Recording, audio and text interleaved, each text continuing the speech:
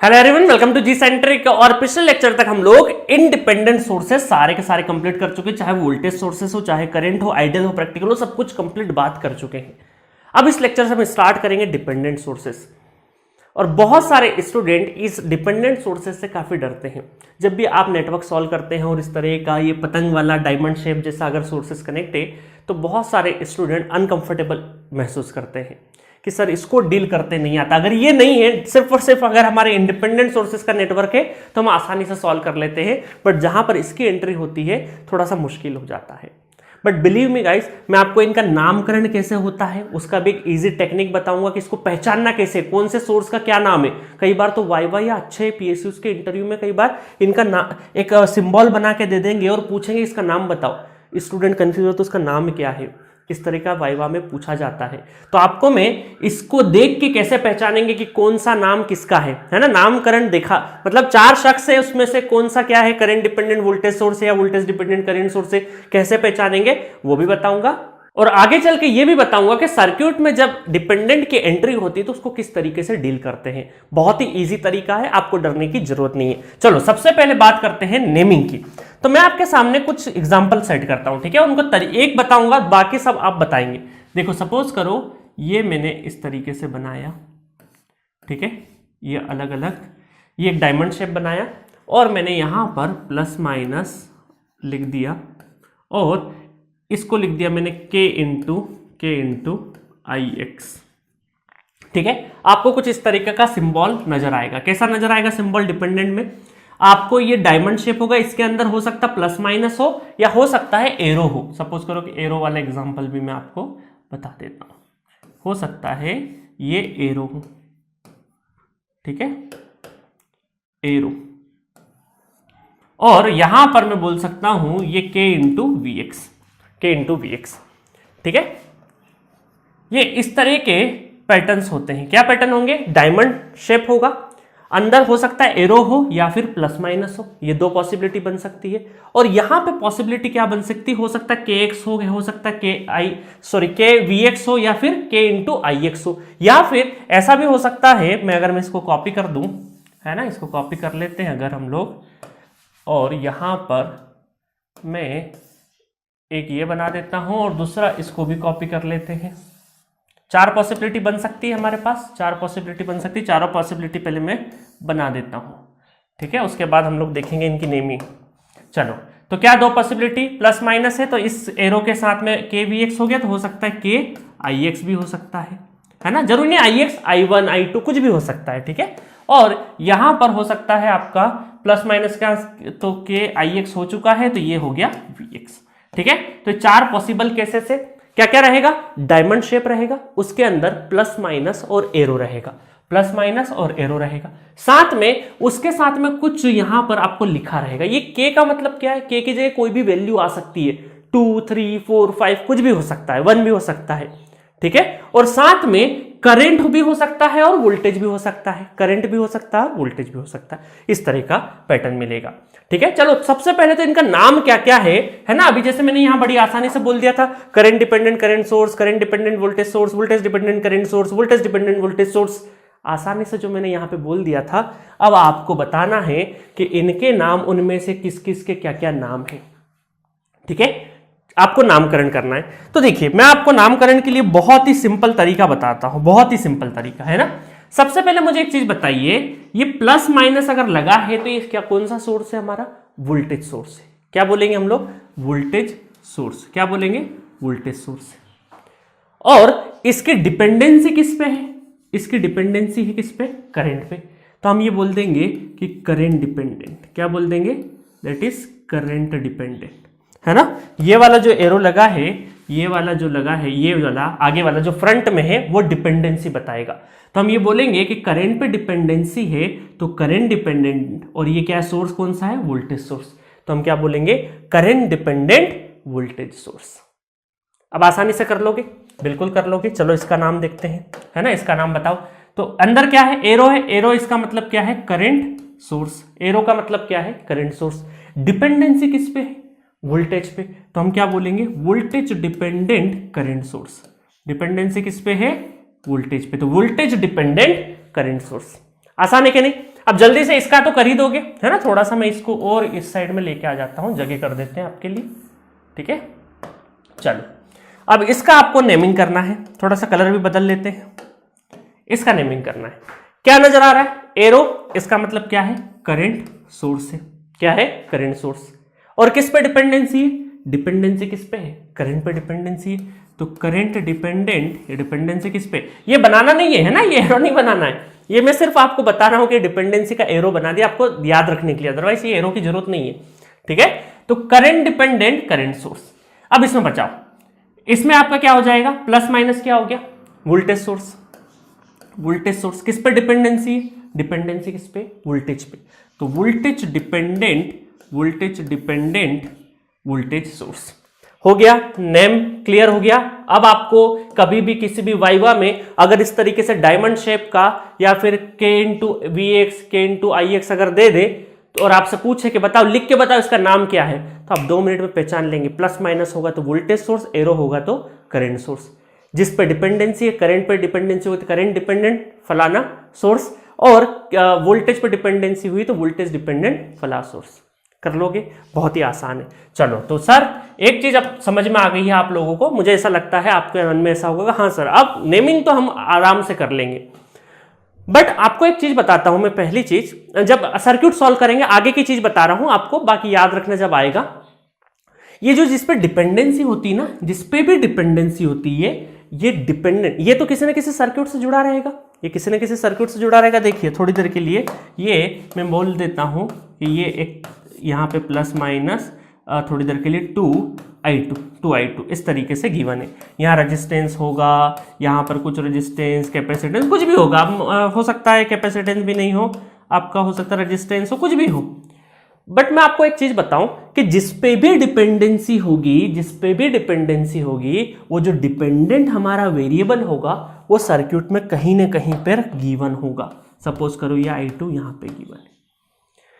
क्या बात ध्यान रखना है कि जो भी हमारा डिपेंडेंट वेरिएबल है वो उसका जो नोटेशन है, कहीं ना कहीं इंटायर सर्किट में आप ध्यान से देखोगे तो ये जो है ये डिपेंडेंट वेरिएबल कहीं ना कहीं गिवन होगा, और जहां पर भी गिवन हो वहां से हमें एक इक्वेशन मिलेगी, वहां से हमें क्लू मिलेगा, एक हिंट मिलेगी सर्किट को सॉल्व करने के लिए। समझ में आया? आपको क्या ध्यान रखना है? डिपेंडेंसी का मैंने बता दिया नोटेशन क्या है, ठीक है। पहचानना, नाम कैसे करना है ये बता दिया, और ये भी बता दिया आगे की चीज कि जिस पे भी डिपेंडेंट वेरिएबल है वो कहीं ना कहीं सर्किट में गिवन होगा, और वहां से एक इक्वेशन हमारी जरूर बनती है सर्किट सॉल्व करते टाइम पे, ठीक है। बाकी इसको जब हम लोग सॉल्व करेंगे, जब क्वेश्चन सॉल्व करवाऊंगा तब मैं आपको इसको बार बार बताऊंगा, है ना, कोई दिक्कत नहीं। जिसको समझ में अच्छी बात है, नहीं भी आया तो कोई दिक्कत नहीं। आगे जब सर्किट सॉल्व करेंगे तो जब डिपेंडेंट वेरिएबल्स वाले क्वेश्चंस करेंगे तब आपको मैं और डिटेल में आपको वहां पे बता दूंगा कि ये जो मैंने समझाया ना, ये मैं क्वेश्चन जब करवा दूंगा तो और भी अच्छे से आपको समझ में आएगा, ठीक है। अब देखो, अगर मैं यहां पे बोलूं तो ये क्या है, सारे के सारे यहां से लगा के यहां तक सारे के सारे क्या है, लीनियर डिपेंडेंट सोर्सेस है। क्या है ये? लीनियर डिपेंडेंट सोर्सेस किसके रिस्पेक्ट में लीनियर है ये? With respect to dependent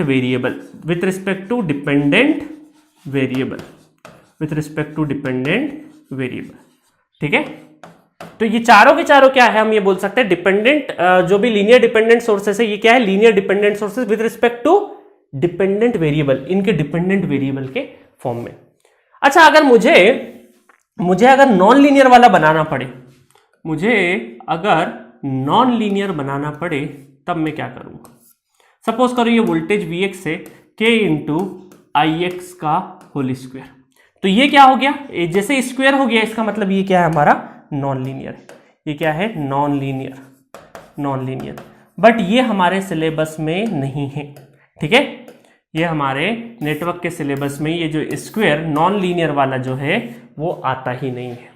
but मैंने आपको कट मत करो यार, चलो, है ना, कट रहने देते, है ना। हमारे नेटवर्क के सिलेबस में नहीं है, क्योंकि ये क्या है, हमारा नॉन लीनियर है। तो ये वाला जो हिस्सा है ये हमारे नेटवर्क में कहीं पर भी आपको देखने को नहीं मिलेगा। नेटवर्क थ्योरी में सिर्फ और सिर्फ आपको विद रिस्पेक्ट टू जो लीनियर है, लीनियर डिपेंडेंट सोर्स है with respect to dependent variable, इनके ऊपर कभी भी स्क्वेयरिंग नहीं मिलेगा, क्योंकि स्क्वेयरिंग वाले को बोलते हैं हम लोग नॉन लीनियर, जो कि नेटवर्क थ्योरी में हम लोग बहुत डिटेल में नहीं पढ़ते हैं। समझ में आ गया? अब आप बोलोगे सर एक बात तो हमें समझ में आई कि डिपेंडेंट और इंडिपेंडेंट पढ़ने के बाद कि इंडिपेंडेंट वोल्टेज सोर्स और करंट सोर्स तो समझ में आता है कि प्रैक्टिकली एग्जिस्ट करते हैं, बट ये डिपेंडेंट क्या फिजिकली या प्रैक्टिकली एग्जिस्ट करते हैं या फिर इनका यूटिलिटी क्या है? तो मैं आपको बताऊं कि फिजिकली एग्जिस्ट नहीं करते हैं। ये जितने भी सोर्सेस है ये फिजिकली एग्जिस्ट नहीं करते हैं। तो इसका मतलब क्या है? क्या मन घड़त कहानियां हैं क्या ये सिर्फ और सिर्फ मन से बनाई हुई कहानियां हैं क्या? बिल्कुल है, क्योंकि साइंस को समझना है तो बहुत सारी चीज हम लोग मन घड़त करते हैं सिर्फ नोटेशंस के लिए, है ना। हो सकता है कोई किसी ने के से नोटेशन दिया हो, किसी ने और किसी से नोटेशन दिया होगा। तो ये सारे के सारे जो भी डिपेंडेंट सोर्सेस है फिजिकली एग्जिस्ट नहीं करते हैं। इनका यूटिलिटी सिर्फ और सिर्फ एक जगह पे है, जहां पर हम क्या करते हैं, जो सॉलिड स्टेट हमारे जितने भी कंपोनेंट है, solid state transistor, BJT, MOSFET, इनकी मॉडलिंग करने के लिए, इलेक्ट्रिकल मॉडलिंग करने के लिए इनका यूज करते हैं हम लोग। कहां करते हैं? जितने भी हमारे सॉलिड स्टेट एलिमेंट है लाइक मॉसफेट, जितने भी सेमीकंडक्टर वाली जो दुनिया है, मॉसफेट, बीजेटी, उनमें जब आपको एच पैरामीटर और ये सारा चिप बनाओगे तो वहां पर ये आपके जितने भी डिपेंडेंट सोर्सेस है इलेक्ट्रिकल उन बोल सकते हैं, जैसे ओपेम हो गया, ओपेम या फिर मॉसफेट जो डिवाइसेस है उनका मॉडलिंग, मैथमेटिकल मॉडलिंग, उसको हम लोग इलेक्ट्रिकली अगर हमको दिखाना है तो किस तरीके से शो कर सकते हैं, उसको इलेक्ट्रिकली मॉडलिंग करने के लिए, इलेक्ट्रिकल मॉडलिंग करने के लिए इस डिपेंडेंट इंडिपेंडेंट सोर्सेज का हम यूज करते हैं। ठीक है, तो एक एप्लीकेशन भी समझ में आ गया। तो ये पॉइंट्स में लिखवा देता हूं 1 by 1 ताकि आपको याद रहे, क्योंकि इंटरव्यू में कई बार पूछते हैं। तो चलिए गाइस, कुछ इंपॉर्टेंट पॉइंट्स मैंने लिख दिए जो मैंने समझाया था कि dependent sources are useful to represent electrical model of solid state devices such as op amp, transistor etcetera. अब बहुत सारे स्टूडेंट जो अभी थर्ड सेमेस्टर में होंगे, नए नए, जिन्होंने नेटवर्क के अलावा बहुत सारा सब्जेक्ट नहीं पढ़ा होगा इलेक्ट्रॉनिक्स वाला, जब आप इलेक्ट्रॉनिक्स में एनालॉग इलेक्ट्रॉनिक्स या ट्रांजिस्टर, बीजेटी, मॉसफेट और ये सब पढ़ोगे तो आपको पता चलेगा कि इनका बार बार यूज करेंगे हम लोग डिपेंडेंट सोर्सेस का। हम लोग हमारे नेटवर्क में भी बहुत ज़्यादा यूज करेंगे। नेटवर्क में भी पूरा जब नेटवर्क सॉल्विंग देखेंगे तो हम लोग 2 पोर्ट में बहुत ज़्यादा यूज करेंगे। ठीक है, ट्रांसफॉर्मर में जो मैग्नेटिक कपल सर्क्यूट है वहां पर यूज करेंगे डिपेंडेंट सोर्सेस का। बट यूज इतना ही होगा कि हम लोग किसी सर्क्यूट को या किसी एलिमेंट को या किसी डिवाइस को हम क्या कर रहे हैं, मॉडलिंग करने के लिए यूज कर रहे हैं, मॉडलिंग करने के लिए यूज कर रहे हैं सिर्फ और सिर्फ। ठीक है, और डिपेंडेंट सोर्सेस आप फिजिकली एग्जिस्ट नहीं करते हैं, फिजिकली एग्जिस्ट नहीं करते, they are not a physically existing element. ठीक है, the dependent sources are linear and bilateral element. ये पॉइंट भी बहुत बार स्टूडेंट पूछते हैं। ठीक है, क्योंकि देखिए क्या होता है ना, अदर देन जो गेट एग्जामिनेशन होती है तो वहां पर ये जो पॉइंट है ना, जैसे एसएससी जेईई के एग्जाम्स हो गए या फिर जो पीएसयूज के पेपर हो गए, वहां पर ये बायलेटरल है, लीनियर है, तो 4 ऑप्शन गिवन होते हैं। डिपेंडेंट सोर्सेस क्या है, इंडिपेंडेंट क्या थे, इंडिपेंडेंट क्या थे, इंडिपेंडेंट नॉन लीनियर थे, और डिपेंडेंट क्या है, लीनियर है। और इंडिपेंडेंट क्या थे, यूनिलेटरल थे, बायलेटरल थे, वो यूनिलेटरल थे, ये क्या है आपके बायलेटरल है ना। टेबल भी बना सकते हो चाहो तो, एक टेबल बना के डिपेंडेंट और इंडिपेंडेंट में आप लिख सकते हो कि लीनियर है, बायलेटरल है ना। और वो क्या थे, एक्टिव थे। आई बात समझ में? तो इंडिपेंडेंट आपके, अगर मैं बात करूं यहां पे, चलो वापस से यहां चलते हैं, तो ये जो इंडिपेंडेंट थे ये हमारे एक तो एक्टिव थे, ठीक है, दूसरा क्या था, नॉन लीनियर था, और यूनिलेटरल थे। और डिपेंडेंट क्या हुए अभी तक की कहानी में, ये है हमारे लीनियर और बायलेटरल है। अब मुद्दा ये है एक्टिव है या पैसिव है, मुद्दा क्या है, एक्टिव है या पैसिव है। सर यहां तो हमने कॉन्फिडेंटली बोल दिया था एक्टिव है, बट यहां पे कॉन्फिडेंटली नहीं बोल पाएंगे एक्टिव है या फिर पैसिव है। तो हमारा आंसर होगा, अगर कोई पूछे आपसे कि बताइए डिपेंडेंट सोर्सेस एक्टिव है या पैसिव है, ये क्वेश्चन आपसे अगर कोई पूछे तो आप क्या करोगे, बोलोगे सर ये डिपेंड करता है सिचुएशन पे। क्या बोलोगे आप, सर डिपेंड करता है सिचुएशन पे। सामने वाला अगर इंटरेस्टेड होगा, वैसे तो सामने वाला समझ जाएगा, इसे पता है, ये स्टेटमेंट बोलते से ही सामने वाला जो इंटरव्यूअर होगा वाइवा वगैरह में कॉलेज टाइम पे या फिर पीएसयू में, वो समझ जाएगा कि हाँ इस बंदे को आता है, आगे पूछने की जरूरत नहीं, वो दूसरा क्वेश्चन पूछ लेगा। बट हो सकता है उसके मन में थोड़ा सा डाउट हुआ कि पता नहीं इसको पता है कि नहीं, तो आपका आंसर क्या था, सर ये डिपेंड करेगा सिचुएशन पे। तो वो बोलेगा इंटरव्यूअर कि प्लीज एलोबरेट योर सिचुएशन, आपकी सिचुएशन एक्सप्लेन करिए कि कहाँ पर है कहाँ पर नहीं है। तब आप क्या बोलेंगे, वो ये बोलेंगे, मैं बताता हूँ आपको क्या बोलना है आपको उस टाइम पर। देखिए उस टाइम पर आपको बताना है कि जब भी कभी नेटवर्क में देखिए ये नेटवर्क आपको नजर आ रहा है, इसमें 4 ओम है, 2 ओम है और ये डिपेंडेंट। अब मुझे एक चीज बताइए, रेजिस्टेंसेस दोनों के दोनों क्या है आपके, पैसिव है, दोनों के दोनों क्या है, पैसिव एलिमेंट है। और यहां पर इस नेटवर्क में कोई भी एक्टिव एलिमेंट है क्या, अभी इसके बारे में मत छोड़, अभी बोलोगे ये हमारा डिपेंडेंट सोर्सेस है, अभी इसके बारे में डिसाइड नहीं एक्टिव है पैसिव है, ठीक है, अभी इसको छोड़ दो। इसके अलावा कोई भी एक्टिव एलिमेंट है क्या, नहीं है। तो इसका मतलब है कि जब भी कभी नेटवर्क में कोई भी इंडिपेंडेंट सोर्स नहीं है, कोई भी इंडिपेंडेंट सोर्स नहीं है, सिर्फ और सिर्फ रेजिस्टेंसेस है और साथ में आपका एक डिपेंडेंट सोर्स लगा है, तो ये जो डिपेंडेंसी है ना इसकी किसके ऊपर है, Vx से, और Vx कहाँ है, यहाँ है, और ये Vx तभी पिक्चर में आएगा जब यहाँ पे करंट आना चाहिए, जब यहां पर करंट आना चाहिए, क्योंकि करंट होगा, रेजिस्टेंस होगा, तभी तो वोल्टेज Vx होगा, और वोल्टेज Vx हुआ तभी तो इस सोर्स को एनर्जी मिलेगी, क्योंकि ये Vx की वैल्यू हुई, सपोज करो Vx इक्वल टू 2 वोल्ट, तो जब 2 वोल्ट का यहां होगा तो 2 इंटू 2 क्या हो गया, 4 हो गया, तो ये 4 वोल्ट की बैटरी बन गई उस केस में। बट आपको इसको अगर 4 वोल्ट की बैटरी बनाना है या कुछ भी बनाना है, मतलब इसको जगाना है, ये सोया हुआ है अभी, ये जो सोर्स है ये अभी क्या है, सोया हुआ है, इसको एक्टिव कौन करेगा, इसको एक्टिव करेगा ये वेरिएबल, और ये वेरिएबल कहां लगा है, ये वेरिएबल यहां पे लगा है। इस वेरिएबल को जगने के लिए क्या चाहिए, करंट चाहिए, और ये करंट कहां से आएगा, ये करंट तो जनरेट करने वाला इस सर्किट में कोई भी नहीं है, तो हम क्या बोलेंगे, ना करंट अगर नहीं आया तो Vx भी नहीं होगा और इसका भी कोई मतलब नहीं रहेगा। इस केस में ये आपका हो जाएगा पैसिव एलिमेंट, ये क्या हो जाएगा, पैसिव डिपेंडेंट सोर्स, पैसिव, इसका नेचर क्या हो जाएगा, पैसिव हो जाएगा। और इसको बोल सकते हैं हम लोग डेड सर्किट, इस पूरे सर्किट को बोलेंगे डेड सर्किट, डेड सर्किट, बिल्कुल सोया हुआ है, जान ही नहीं है ना, बिल्कुल सोया हुआ है, जान ही नहीं, डेड सर्किट, क्योंकि इसके अंदर करंट ही नहीं है, तो क्योंकि सारा का सारा खेल क्या है, और ये करंट प्रोड्यूस करने के लिए आपको एटलीस्ट एक इंडिपेंडेंट सोर्सेस की जरूरत पड़ेगी। समझ में आ गया। सेकंड केस लेते हैं, सेम थोड़ा सा मैंने मॉडिफिकेशन कर दिया, चलो, तो यहां पर ये Vx किस पे डिपेंड है, यहां पर, और इस Vx में ये Vx कब एक्टिव होगा, रेजिस्टेंस है, यहां पर करंट आएगा तभी होगा, क्योंकि वोल्टेज इक्वल टू क्या होगा, I इंटू आर, तो रेजिस्टेंस इंटू करंट, तो करंट कौन प्रोड्यूस करेगा, ये वोल्टेज सोर्स करंट प्रोड्यूस कर सकता है, बिल्कुल कर सकता है, क्योंकि ये क्या है, ये आपका एक्टिव एलिमेंट है, एक्टिव सोर्स है, इंडिपेंडेंट सोर्स है। तो हम ये बोलेंगे, कंक्लूजन ये है कि अगर नेटवर्क में सिर्फ और सिर्फ पैसिव एलिमेंट है, सिर्फ और सिर्फ पैसिव एलिमेंट है, और सिर्फ डिपेंडेंट नेटवर्क से, जो भी नेटवर्क है वो किससे भरा हुआ है, डिपेंडेंट सोर्सेस से, तो उसको बोलेंगे डेड सर्किट। उस केस में हमारा जो डिपेंडेंट सोर्स होगा उसका नेचर होगा पैसिव।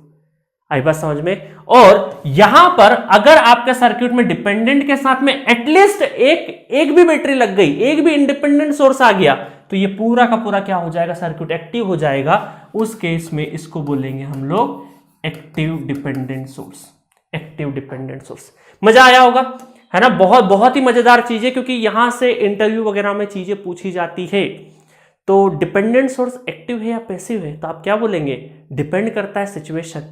और अगर इंटरव्यूअर ने बोला प्लीज एलोबरेट योर सिचुएशन, तो आप क्या बोलेंगे, ये लो सिचुएशन सर, पैसिव और एक्टिव, खुश हो जाएगा, आपको अच्छा नंबर दे देगा, है ना। और जॉब इंटरव्यू हुआ तो सिलेक्शन के भी चांसेस ज्यादा हो जाएंगे। तो इसी को मैंने क्या किया है, यहां पर लैंग्वेज के फॉर्म में लिख दिया है, नोट करके। जो भी इंपॉर्टेंट चीजें वो मैं नोट करके लिख देता हूं, ठीक है।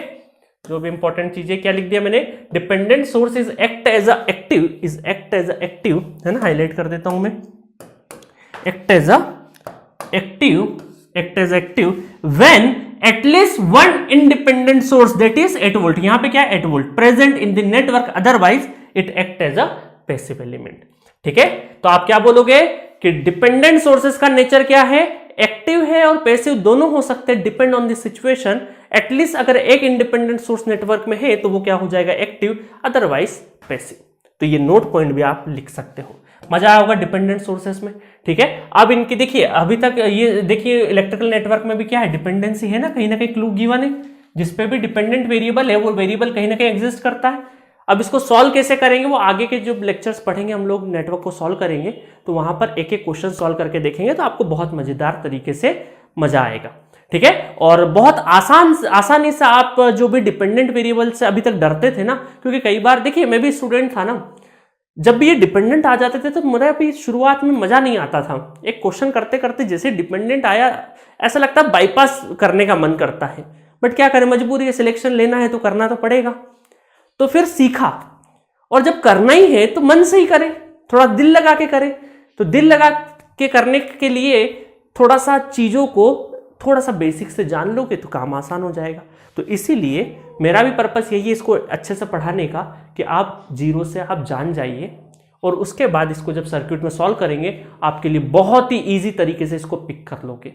जो मैंने यहाँ पे जो भी बातें बोली बहुत इंपॉर्टेंट है, जब सर्किट सॉल्व करेंगे तो इन पॉइंट्स को मैं बार बार याद दिलाते रहूंगा। ठीक है, तो एट दिस नोट हमारा ये यूनिट पूरी तरीके से कंप्लीटली खत्म होता है। टाइप्स ऑफ सोर्सेस हम लोगों ने पढ़ लिए हैं। ठीक है, चाहे वो डिपेंडेंट हो इंडिपेंडेंट हो, सब कुछ हम लोगों ने फिनिश कर लिया है, और एट दिस नोट हमारा ये यूनिट भी फिनिश होता है। नेक्स्ट अब थ्योरेटिकल पोर्शन अब बहुत ज्यादा नहीं है, नेक्स्ट यूनिट से हम लोग Kirchhoff's current law, KCL, KVL और ये सब स्टार्ट करेंगे, और एक नई यूनिट स्टार्ट करेंगे बेसिक सॉल्विंग टेक्निक, किसी भी नेटवर्क को सॉल्व करने की। अब देखियो आरएलसी पढ़ लिया हम लोगों ने, रेजिस्टेंस, इंडक्टेंस, कैपेसिटेंस, इनके बारे में इंफॉर्मेशन ले ली, सोर्सेस के बारे में इंफॉर्मेशन ले ली, तो अब बचा क्या, अब सॉल्व करना है। अब सॉल्विंग मेथड्स के सर्क्यूट बना लिया अभी हम लोगों ने, है ना। सर्क्यूट क्या क्या हुआ देखो, मैं थोड़ा सा आपको वो कर देता हूं, एक पिक्चर बना देता हूं आपके दिमाग में। अभी तक हम लोग रेजिस्टेंस, इंडक्टेंस और कैपेसिटेंस इनकी पूरी तरीके से जानकारी ले चुके हैं। ठीक है, और इनके अंदर फ्लो होने वाले चार्जेस, करंट, वोल्टेज, करंट, ठीक है, और पावर, एनर्जी, सबके बारे में थोड़ा थोड़ा इंट्रो ले चुके। इसके बारे में जो सोर्सेस है, प्लस माइनस करंट सोर्स होगा, वोल्टेज सोर्स होगा, इनके बारे में भी देख चुके। मतलब हमने कंप्लीटली नेटवर्क ड्रॉ कर दिया है। कंप्लीटली क्या कर दिया है, नेटवर्क के सारे आरएलसी पैरामीटर के बारे में जानकारी ले ली है, सोर्सेस के बारे में इंफॉर्मेशन ले ली है। अब हमें क्या करना है, इसको सॉल्व करना है। क्या करना है, इसको अब हमें सॉल्व करना है। और सॉल्व करने के लिए बहुत सारी टेक्निक्स बनाई गई है, सर्किट को सॉल्व करने के लिए बहुत सारी मेथड्स, बहुत सारी टेक्निक बनाई गई है।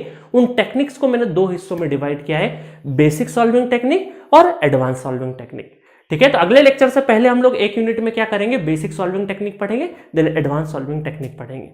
टेक्निक बहुत अच्छे से सीख गए, उसके बाद जो मर्जी हो उस टेक्निक से सॉल्व करना, मुझे तो चाहिएगा सिर्फ और सिर्फ आंसर। तो नेक्स्ट लेक्चर से मिलेंगे basic solving technique, not advance, basic solving technique के साथ। Okay, thank you.